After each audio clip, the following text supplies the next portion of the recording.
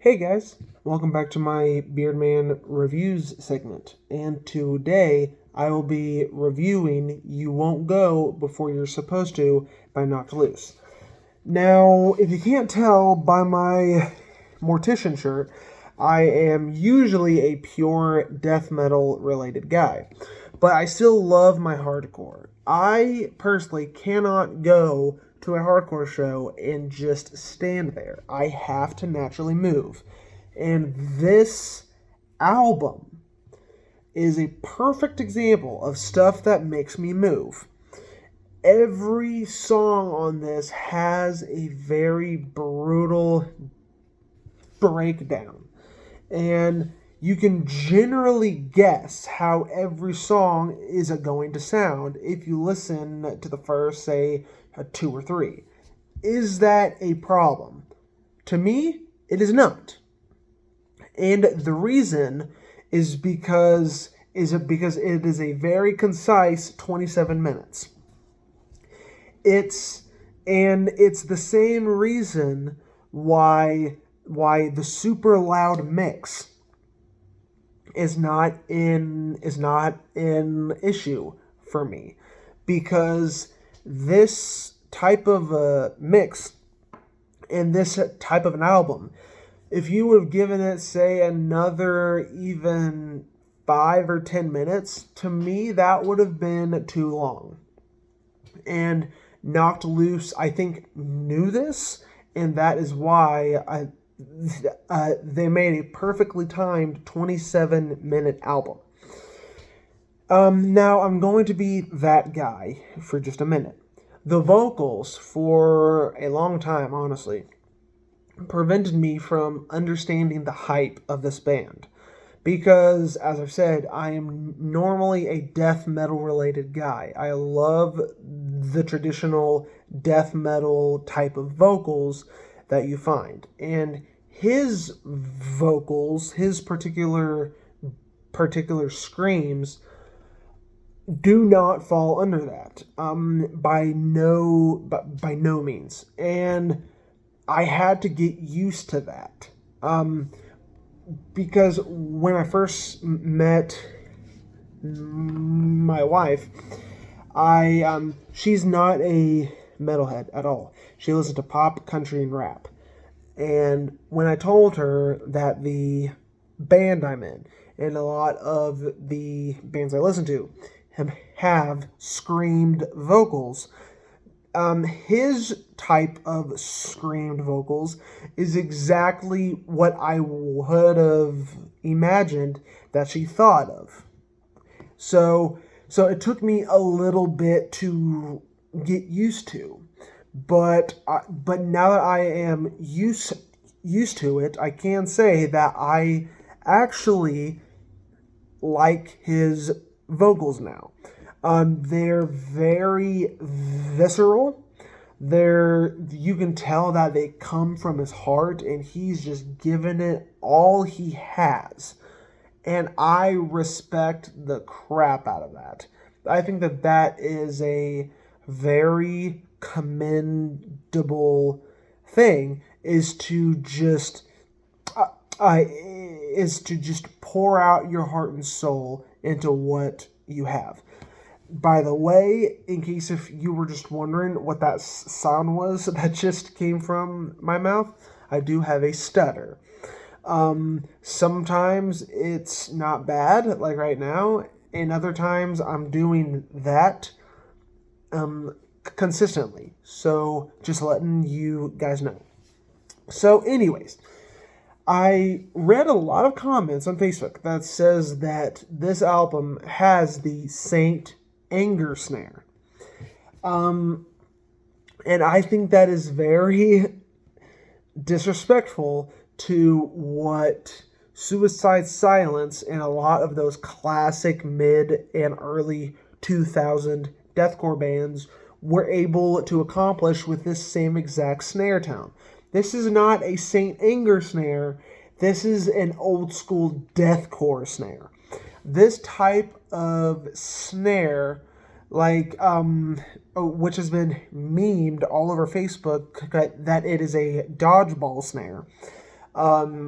It is found all throughout classic deathcore.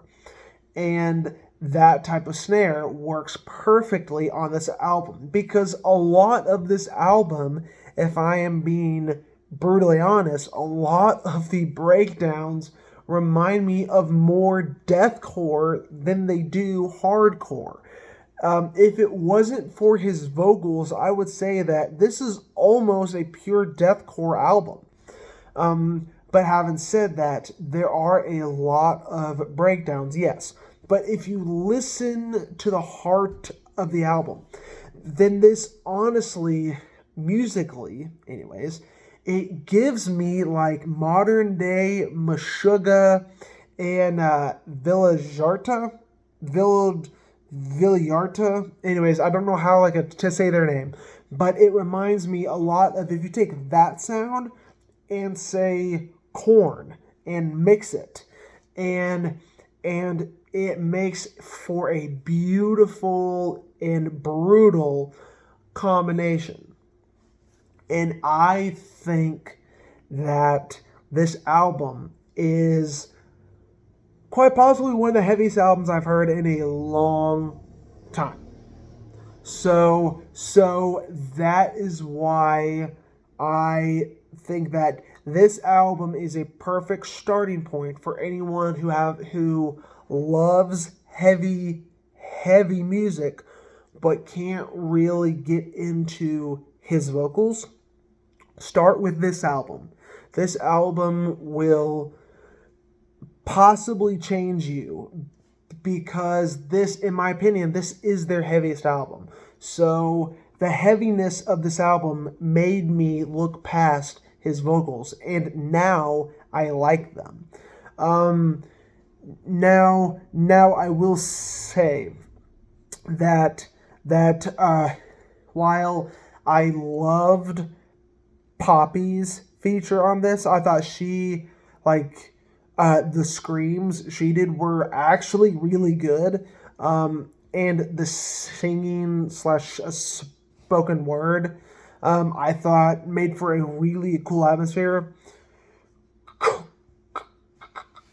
That's my stutter. Chris Motionless's feature, I didn't care for as much. I thought that his vocals during the intro weren't that interesting. I thought they weren't that good, and when they end and the way that they end with one mutilation under God, I thought was kind of cringe, if I'm being honest. But those are like the only real negatives I have to say about this album. Is this a perfect album? No. Is this a wheel reinventing album? No. Is this album a perfect example of how to do hardcore right? Yes. Yes, 1,000 times yes. So this is a very simple but very great album. And for that reasoning, I'm going to give this album an 8 out of 10. Once again, guys, very good, very great. It's short, it's nice, it comes in, does its thing, and leaves, and it leaves me wanting more. And can I just say, my thoughts and prayers go out to anyone who has the balls to step into a knocked loose mosh pit.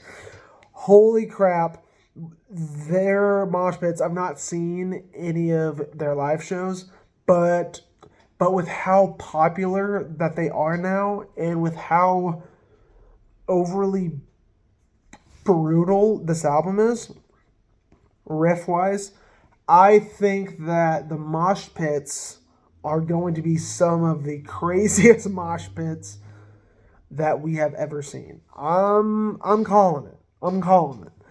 All right, guys. All right, so you won't go before you're supposed to. 8 out of 10. Great album. Check it out. Thank you so much. I keep an eye out for some more drumming related videos and possibly some more of my Beardman review videos. All right, guys. Bye.